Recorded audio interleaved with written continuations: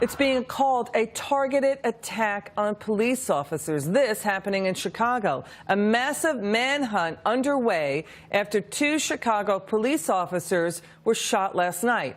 Now, both cops were dressed in plain clothes. They were sitting inside a van when 2 vehicles pulled up and multiple people started shooting. The officers reportedly came upon rival gangs called La Raza and the Saints. They were shooting at each other when gang members then turned their guns on the police. The police chief speaking out. I think people take it for granted that when police officers come to work every day, they put their lives on the line. Every single day they get in that car to protect the citizens of this city.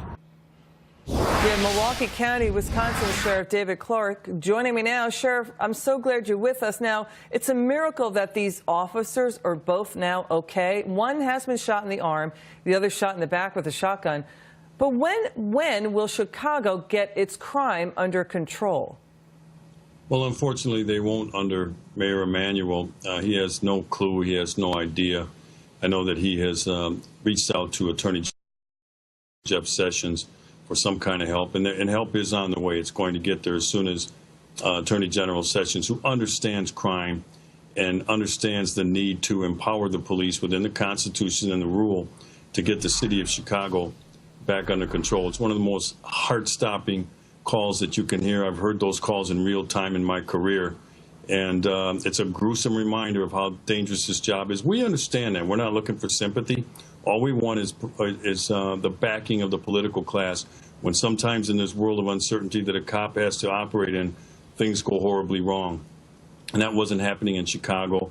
He meaning the mayor, threw the Chicago Police Department, Chicago's finest, the entire organization, under the bus because of Liz MacDonald's situation, which was problematic. However, Rahm Emanuel kept it hidden so that he could win an upcoming election. That's how sick that was.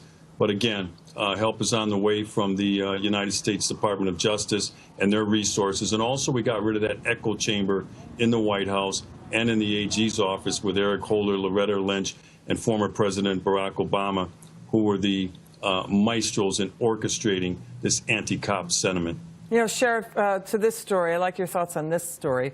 Fox News' Tucker Carlson was fighting with a professor who was slamming the White House for, quote, demonizing and scapegoating the violent MS-13 street gang. Now, this is a gang that you know, Sheriff, that beheads and hacks its victims to death, often with machetes. They have attacked teenagers and killed teenagers. They've sold women into prostitution.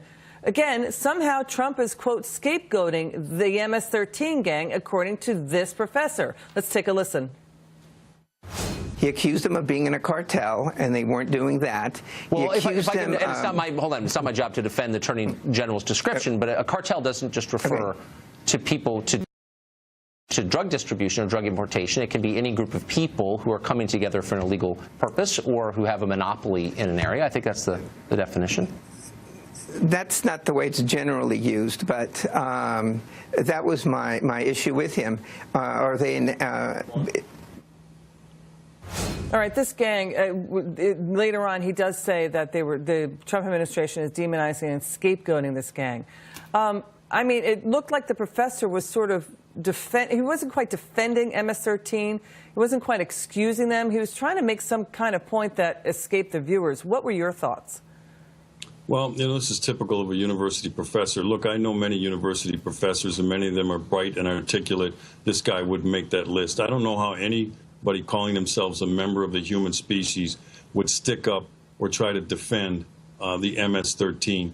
MS-13 is one of the most vicious and violent gang cartels, not just in the country, but on the planet, and they are international in scope. I first became aware of this gang back in April of 1992 when I attended a gang investigators conference in Chicago, Illinois. They're basically mainly on the West Coast and on the East Coast, but they're also starting to infiltrate other cities throughout the country. I mean, they were just involved in some notorious case in New York where they tortured some teenagers. Here's one here. It says MS-13 gang members tortured a teen and killed a woman. one here, New York girl barbarically raped by teen gangsters from El Salvador. Very violent, very vicious. This organization here, MS-13, they make the Bloods and the Crips look like gang wannabes. You know, Sheriff, just a final point. One thing that we heard from law enforcement, and quickly we have to go, is that unaccompanied minors are coming in, streaming in from Central America. And this gang convinces foster parents to take these kids in. And wow, foster parents are in big trouble. Have you heard that, Sheriff? Yes, they are preying mainly on immigrants because immigrants coming into the country are very vulnerable. I wonder if this Professor Salinas is aware of that. Okay.